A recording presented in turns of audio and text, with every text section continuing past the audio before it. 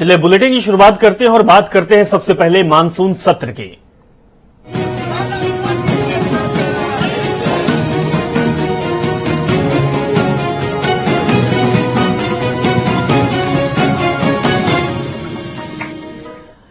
उत्तर प्रदेश विधानसभा के मानसून सत्र के पहले दिन शोर शराबे के बीच सीएम योगी आदित्यनाथ ने शोक प्रस्ताव रखा, जिसके बाद दिवंगत सदस्यों को श्रद्धांजलि देने के बाद सदन की कार्रवाई आज के लिए स्थगित कर दी। विधानसभा सत्र के पहले दिन विधानसभा में 6 दिवंगत सदस्यों को श्रद्धांजलि देने के बाद सदन की कार्रवाई बुधवार सुबह 11 बजे तक के लिए स्थगित कर दी है। तो बता दें कि अब 20 और 18 तारीख को और 19 तारीख को अब अगली कार्रवाई होगी। साथ में अनुपूरक बजट भी पेश हो सकता है, क्योंकि लगातार अनुपूरक बजट की बात की जा रही थी और 2021 और 22 का पहला अनुपूरक बजट होगा, जो कि अब सदन में पेश किया जा सकता है। तो 17 से 24 अगस्त तक यूपी का विधानसभा सत्र है। आज पहला दिन था। आज पहला दिन शोक श्रद्धांजलि देने के बाद सदन को स्थगित कर दिया गया था। 18 को पटल में अब बात रखी जाएगी और अनुपूरक बजट भी पेश हो सकता है 2021-22 का। यूपी के विधानसभा मानसून सत्र से पहले ही विपक्ष के नेताओं ने विधान भवन के बाहर सड़क पर प्रदर्शन किया। समाजवादी पार्टी, कांग्रेस के विधायक और विधान परिषद सदस्य विधान भवन के बाहर सड़क पर प्रदर्शन किए, जो कि हम आपको तस्वीर दिखा रहे हैं। वहीं महंगाई और बेरोजगारी का विरोध करते हुए सपा के विधायक बैलगाड़ी से विधानसभा पहुंचे। सपा विधायकों ने सरकार विरोधी नारे भी लगाए। हुई सरकार है। 4 साल 4.5 साल में जनता का कोई वादा पूरा नहीं किया, चारों तरफ से फेल हो चुकी है। इसलिए हम लोग चौधरी चरण सिंह देश को आजाद कराने में अग्रणी रहे। जो आजाद के मूल्य थे, आजादी कराने को मूल्य समाप्त कर दिया। लोकतंत्र समाप्त, संविधान से छेड़छाड़, जनतांत्रिक प्रणाली पर लूट खसोट, ये अघोषित इमरजेंसी हो गई है। तानाशाही रवैया अख्तियार किया है। सारे लोग परेशान हैं, चाहे नौकरी के बिना नौजवान परेशान है, किसान की आय दोनों करे में एकदम गरीब हो गया किसान। खाद बिजली महंगा, सब चीज महंगी हो गई। इन सब बातों को लेकर हम लोग बैठे हैं कि महंगाई, बेरोजगारी, कानून व्यवस्था, महिला सुरक्षा, किसान और नौजवान के मुद्दों को लेकर आज हम सदन में जा रहे हैं और सरकार से चाहेंगे इस पर चर्चा करें। तो वहीं विधानसभा सत्र में जोरदार हंगामे के बीच राजधानी लखनऊ के लोक भवन में यूपी सरकार के मंत्रियों और विधायकों के साथ बैठक हुई। अनुपूरक बजट से पहले हुई ये बैठक बेहद महत्वपूर्ण है। इस बैठक के बाद मंत्री विधायकों के साथ रात्रि भोज का भी आयोजन किया गया।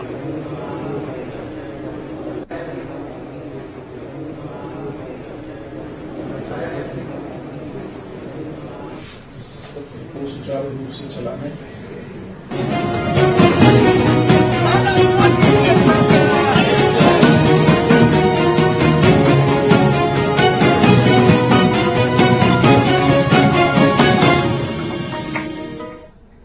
प्रदेश में आतंकी गतिविधियों के बढ़ने और वर्तमान परिस्थितियों और चुनौतियों के मद्देनजर रखते हुए योगी सरकार बेहद गंभीर हो गई है। बीते दिनों आतंकी धमकियों तथा हरकतों के बाद लखनऊ में अलकायदा समर्थित संगठन के 2 आतंकियों को पकड़ने के बाद सरकार ने एटीएस का दायरा भी बढ़ाने का फैसला किया है। बता दें कि सरकार ने प्रदेश में नया एटीएस कमांडी सेंटर खोलने की तैयारी कर ली है। सरकार ने सहारनपुर में देवबंद के निकट 2000 वर्ग मीटर जमीन Uttar Pradesh ATS commando centre के लिए आवंटित कर दी है। वहीं देवबंद में एटीएस सेंटर बनने का काम तेजी से शुरू हो गया है। वहीं ऐसे में एडीजी एंड लॉ का क्या कहना है, एडीजी लॉ का हम आपको सुनाते हैं। उत्तर प्रदेश शासन के द्वारा एसटीएफ तथा एटीएस को और प्रभावी तथा सुदृढ़ करने का प्रयास किया जा रहा है। इसके लिए आवश्यक अनुदान भी दिए जा रहे हैं। इसी के क्रम में एटीएस के द्वारा विभिन्न जगहों पे भूमि का चयन करके भूमि अधिग्रहित भी की गई है, जिसमें कि मेरठ, इंडो नेपाल बॉर्डर पर बहराइच, श्रावस्ती तथा आने वाले नए जेवर एयरपोर्ट, देवबंद तथा अन्य महत्वपूर्ण जगहों पे जो कि ऑपरेशनल दृष्टिकोण से आवश्यक तथा संवेदनशील है, यहाँ पर एटीएस की नई यूनिट खोली जा रही है। जहाँ पर हमें ज़्यादा जगहें मिलेंगी वहाँ हम स्पॉट ट्रेनिंग का भी सेंटर बनाएंगे और जहाँ आवश्यकता होगी वहां हम उस ट्रेंड स्क्वाड को तथा अपनी नॉर्मल यूनिट को स्थापित करेंगे। वहीं यूपी एटीएस को बड़ी सफलता हाथ लगी। दरअसल एसटीएफ ने बड़ी कार्रवाई करते हुए मुख्तार अंसारी का शार्प शूटर और 50,000 का इनामी अमित राय को गिरफ्तार कर लिया गया। बताया जा रहा कि यूपी में अमित राय की अयोध्या के रोनाही इलाके में गिरफ्तार किया गया है। इस शार्प शूटर पर पुलिस ने 50,000 का इनाम घोषित किया था। 16 मई को गाजीपुर के करीमुद्दीनपुर में अपने साथी संग मिलकर पड़ोसी पर फायरिंग की थी। कई थानों में अमित राय पर 26 मुकदमे दर्ज हैं और 50,000 का इनामी शार्प शूटर है। केंद्रीय मंत्रिमंडल में शामिल होने के बाद पहली बार अनुप्रिया पटेल लखनऊ पहुंचकर अंबेडकर प्रतिमा, गांधी प्रतिमा और सरदार पटेल की प्रतिमा पर माल्यार्पण किया। अनुप्रिया पटेल मीडिया से बातचीत करते हुए कहा कि हमारी पार्टी द्वारा एक स्वागत समारोह रखा गया है, जिसमें पार्टी दफ्तर में पदाधिकारियों और कार्यकर्ताओं के साथ बैठक करने की बात कही। वहीं आगामी चुनाव में अपना दल और भाजपा गठबंधन के साथ 2022 चुनाव साथ लड़ेंगे, इस तरीके की भी बात अनुप्रिया पटेल ने रखी है। हमारा यहाँ से जो कार्यक्रम है वो पिछड़ा वर्ग महासंघ की ओर से एक स्वागत कार्यक्रम रखा गया है गांधी भवन में। वहां जाने के बाद मैं अपने प्रदेश कार्यालय में, अपना दल के प्रदेश कार्यालय में सभी कार्यकर्ताओं और पार्टी पदाधिकारियों से मिलने जा रही हूँ। जन आशीर्वाद यात्रा का जो कार्यक्रम है वो भारतीय जनता पार्टी और अपना दल का संयुक्त कार्यक्रम है, जो कल जनपद इलाहाबाद में, प्रयागराज में और परसों जनपद मिर्जापुर में, जो मेरा संसदीय क्षेत्र है, उसमें रहेगा और इन दोनों कार्यक्रमों में मैं सम्मिलित रहूंगा। प्रतापगढ़ के कुंडा में बीजेपी के जन आशीर्वाद यात्रा का कार्यक्रम रखा गया। चुनाव की तैयारियों को लेकर विधानसभाओं में आयोजित की जा रही जन आशीर्वाद यात्रा राजा भैया के गढ़ कुंडा पहुंची, जहां डॉक्टर रीता बहुगुणा जोशी यात्रा में शिरकत की और रीता बहुगुणा जोशी कार्यक्रम को संबोधित करते हुए चुनावी जन आशीर्वाद यात्रा के बारे में बताया। साथ ही कार्यकर्ताओं में जोश भरने का काम भी रीता बहुगुणा जोशी ने किया। देखिए, भारतीय जनता पार्टी ने एक बहुत बृहद कार्यक्रम बनाया है। पूरे देश में इस समय जन आशीर्वाद यात्राएं चल रही हैं। जो नए मंत्री परिषद बना है, उसका विस्तार हुआ है, उसमें आप देखिए उन लोगों को हिस्सेदारी दी गई है जिन्हें कभी हिस्सेदारी शासन में नहीं मिली। 38 के करीब हमारे ओबीसी मंत्री बनाए गए हैं, 12 से ज्यादा उसमें SC/ST हैं, 11 महिलाएं हैं और हर क्षेत्र में 2-2, 3-3 लोकसभाओं को, 4 लोकसभाओं को छूते हुए आज मंत्रीगण निकले हैं। तो पूरे देश में एक कह लीजिए स्वागत का माहौल है। फतेहपुर में सपा नेता और निरंजनी अखाड़ा के महामंडलेश्वर सत्यानंद गिरी महाराज ने बीजेपी पर जमकर पलटवार किया। उन्होंने कहा कि बीजेपी ने संतों से सभी झूठे वादे किए, जिसके कारण हम बीजेपी को समर्थन नहीं कर रहे। इसके अलावा महामंडलेश्वर ने यह तक कहा डाला कि बीजेपी मेरी मांग पूरी कर देती है तो हम सपा छोड़कर एक बार फिर बीजेपी का दामन थाम लेंगे। जितनी मैंने मांग की वो पूरी कर दे, मैं समाजवादी पार्टी के बाद भाजपा में आ जाऊंगा। मेरा जिम्मेदारी आप हाँ करिए ना, आपने विषय बोल दिया, मैं आपसे सवाल कर पूछिए ना इसे, मैं सबके सामने बोलता हूँ, अगर मोदी जी के साथ होगा तो कल से काम शुरू करना होगा। पहले आप नहीं बोला, अरे मैं तो 2000 सुनिए, मैं 2005 में से लगा हूँ हरियाणा में, आपको जवाब में कहाँ पर खड़ा हुआ, लेकिन नहीं, एक बार कदम बढ़ गया है, अब कदम पीछे नहीं होगा, चाहे कुछ भी होने लगे। उत्तर प्रदेश में बीजेपी की सरकार बनने के बाद से ही जिलों के नाम में परिवर्तन की योजना तैयार होने लगी थी। इलाहाबाद तथा अयोध्या का नाम बदले जाने के बाद अब मैनपुरी और अलीगढ़ का भी नाम बदलने की प्रक्रिया शुरू हो गई है। अलीगढ़ का नाम हरिगढ़ रखने का प्रस्ताव जिला पंचायत में पास किया गया है और इसके साथ ही मैनपुरी का नाम भी मयन ऋषि के नाम पर रखने का प्रस्ताव जिला पंचायत में पास किया गया। जिला पंचायत की हुई बैठक में अलीगढ़ का नाम हरिगढ़ रखने का प्रस्ताव रखा गया, जिसे सर्वसम्मति से पास कर दिया गया। साथ ही मैनपुरी जिला पंचायत ने भी जिले का नाम बदलने का प्रस्ताव रखा है। उत्तर प्रदेश में सोमवार से 9वीं और 12वीं तक के स्टूडेंट के लिए स्कूल खुल गए। अगले चरण में 8वीं से लेकर 6वीं और पहली से लेकर 5वीं तक के स्टूडेंट के लिए स्कूल खोलने की तैयारी है। सोमवार को कोविड-19 प्रबंधन के लिए बनी टीम 9 की बैठक में मुख्यमंत्री योगी आदित्यनाथ इसके आदेश दिए। इसके बाद सरकार ने पहले 23 अगस्त से 6वीं से लेकर 8वीं तक के स्कूल खोलने की तैयारी शुरू कर दी थी। इसके बाद 1 सितंबर से कक्षा 1 से लेकर 5 तक के स्कूलों में पढ़ाई शुरू होगी। सीएम योगी आदित्यनाथ ने अफसरों को इसके लिए डिटेल गाइडलाइन बनाने के लिए कहा है और सख्त निर्देश भी दिया है।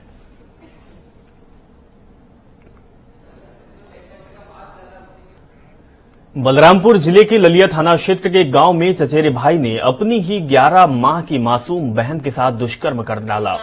घटना के समय बच्ची की मां घर पर मौजूद थी। घर आने के बाद मां ने बेटी का बिस्तर खून से भीगा हुआ देखा।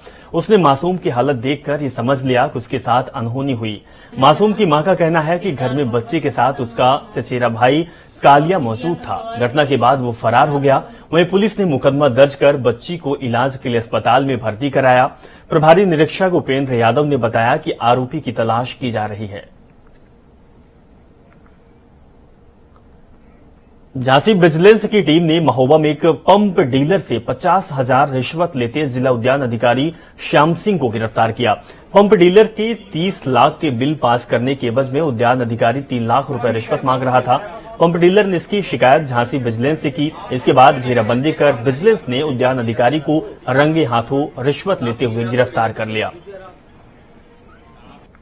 किसानों की 58 पत्रावलियां पेंडिंग थी, 21 लाख रुपए का भुगतान पेंडिंग था। उस ठेकेदार के फर्म के प्रोपराइटर दीपू सिंह द्वारा संपर्क किया गया यूटा की लीगल सेल से। उनको उस ठेकेदार को विजिलेंस भेजा गया, शिकायत दर्ज कराई गई और आज 50,000 रुपए लेते हुए रंगे हाथों डीएचओ श्याम सिंह जिला उद्यान अधिकारी गिरफ्तार हुए हैं। यह यूटा का 185वां ट्रैप है।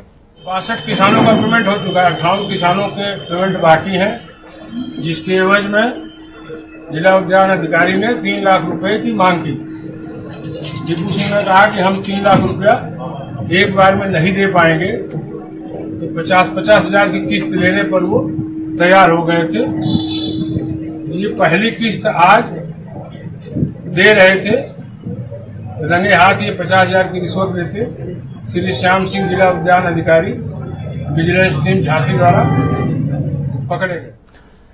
अफगानिस्तान से मदद की गुहार चारों तरफ गूंज रही है। काबुल से भारतीय राजदूत और दूतावास के कर्मियों समेत करीब 148 लोगों को लेकर भारतीय वायुसेना के 2 विशेष विमान आज शाम करीब 5:30 बजे हिंडन एयरबेस पहुंचे।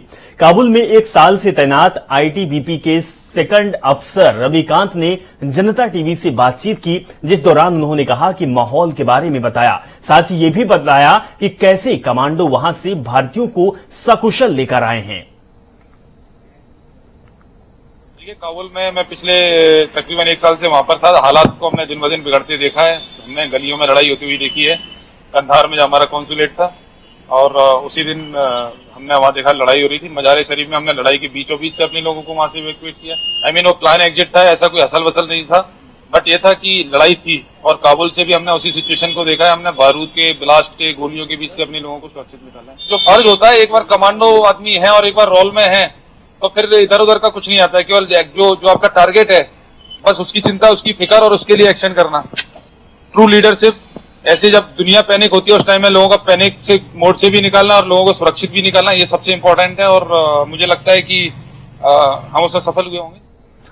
तो हालात बेहद ही खराब है। वहीं अफगानिस्तान पर तालिबान के कब्जे के बाद देश में हालात बिगड़ते जा रहे हैं। अफगानी नागरिक देश छोड़कर भाग रहे हैं। हर इंसान तालिबान के खौफ से खुद को बचाना चाहता है। वहीं कई भारतीय नागरिक भी फंसे हुए हैं। बता दें कि काबुल के एक गुरुद्वारे में उत्तर प्रदेश के 18 नागरिक फंसे हुए हैं, जिन्होंने भारत सरकार से मदद की गुहार लगाई। ये सभी लोग वहां की एक फैक्ट्री में काम करते हैं। इन्होंने सोशल मीडिया पर वीडियो जारी कर कहा कि कंपनी मालिक ने हमारा पासपोर्ट रख लिया, सरकार हमें यहां से जल्द निकालने की कोशिश करे।